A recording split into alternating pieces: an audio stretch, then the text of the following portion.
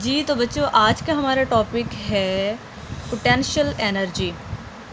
अच्छा, last 2 topics आपने पढ़े थे, 2 आपके पास वीडियोज़ आई थी, लेकिन ये था वो एक ही टॉपिक है एनर्जी जिसको हम डिस्कस कर रहे हैं। फिर एनर्जी की 2 टाइप्स को डिस्कस किया जा रहा था, काइनेटिक एनर्जी और पोटेंशियल एनर्जी। काइनेटिक एनर्जी की डेरिवेशन भी आपने देखी थी और ये भी देखा था जो वर्क होता था वो किस तरह काइनेटिक एनर्जी में कन्वर्ट हो जाता था।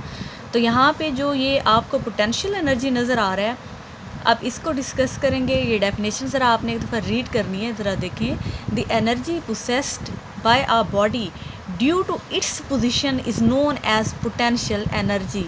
तो किसी भी बॉडी, किसी भी जिस्म के अंदर जो एनर्जी प्रोड्यूस होती है, अगर वो उसकी पोजीशन की वजह से हो, तो अब हम कहते हैं कि ये एनर्जी उसकी क्या कहलाती है, पोटेंशियल एनर्जी कहलाती है।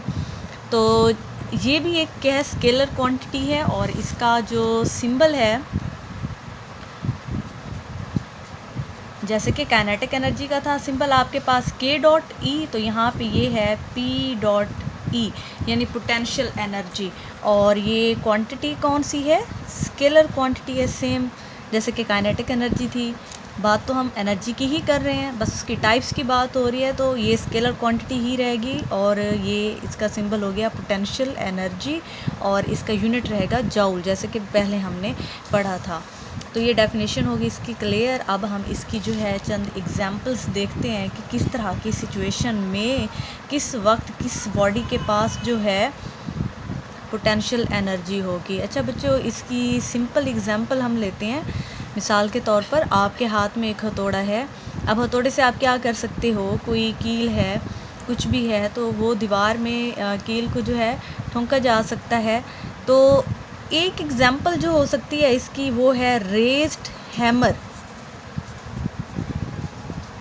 रेज्ड हैमर ऊपर की तरफ उठा हुआ किसी ख़ास पोजीशन पे, क्योंकि अब जो है हैमर वर्क कर सकता है, काम कर सकता है, तो उसने कुछ ना कुछ हाइट भी इस दौरान गेन की है, पोजीशन भी अपनी ले ली है, तो अब उसके अंदर एनर्जी स्टोर हो गई है। तो वो एनर्जी जो उसके अंदर स्टोर हुई है वो उसकी पोटेंशियल एनर्जी कहलाती है।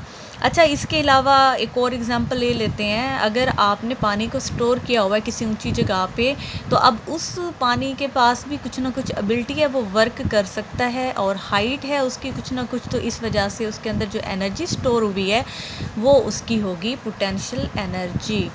ये एग्जांपल्स मैं आपकी बुक वाली ही दे रही हूँ, आपने इसको स्टडी करना है, रीड करना है, आपको बातें क्लियर हो जाएंगी। इसके अलावा जो है यहाँ पे आपकी एक और एग्जांपल दी हुई है स्ट्रेच्ड बो। ये जो तीर कमान होता है ना, यहाँ से तीर जो है हम कमान की हेल्प से कितनी दूर फेंक सकते हैं।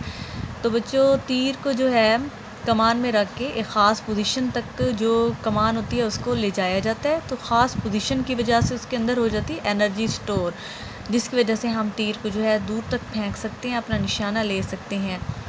और मैंने आपको बताया था ये एनर्जीज़ जो होती हैं ये कन्वर्टेबल होती हैं। इसी तरह पोटेंशियल एनर्जी काइनेटिक एनर्जी में तब्दील हो सकती है।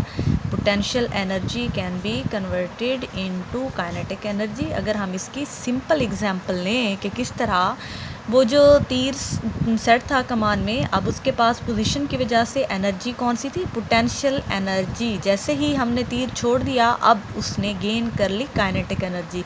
क्यों? क्योंकि काइनेटिक एनर्जी होती है किसी भी बॉडी की हरकत की वजह से, क्योंकि तीर अब आ गया हरकत में, तो अब उसकी एनर्जी हो चुकी काइनेटिक एनर्जी।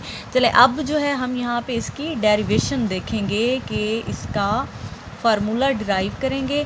तो सबसे पहले मैं यहाँ पे इसका फार्मूला टॉप पे लिख देती हूँ ताकि आपको क्लियर हो जाए कि असल में हम क्या करने लगे हैं। तो यहाँ पे आपने सबसे पहले सपोजिशन लेनी है। आपने खुद से सपोज करना है कि आपके पास जो है कोई एक बॉडी है, ये है, ठीक है, और इसका मैस क्या है, m है, और ये जो है अभी रेस्ट की हालत में है, या यूँ समझ लें कि ज़मीन पे, ग्राउंड पे रखी हुई है।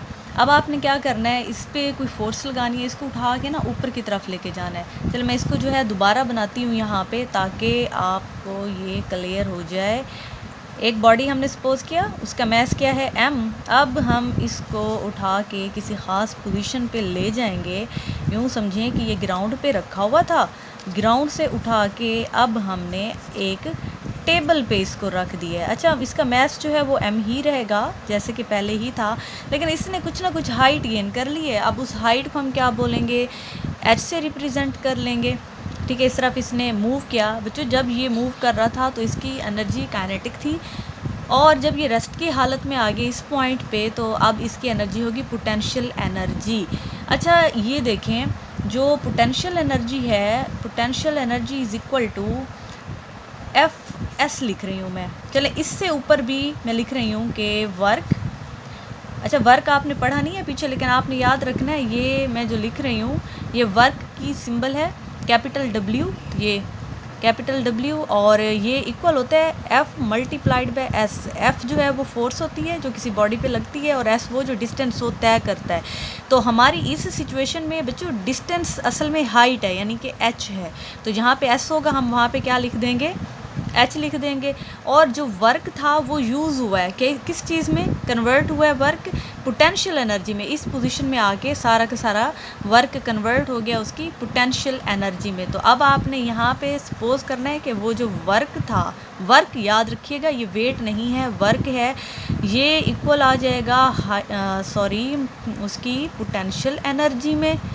और ये जो फोर्स है हमारे पास, ये तो ज़ाहिर है फोर्स ही रहेगी फ़िलहाल, इसको बाद में देखेंगे। और यहाँ पे ऐसा होगा हमारे पास h, ठीक है।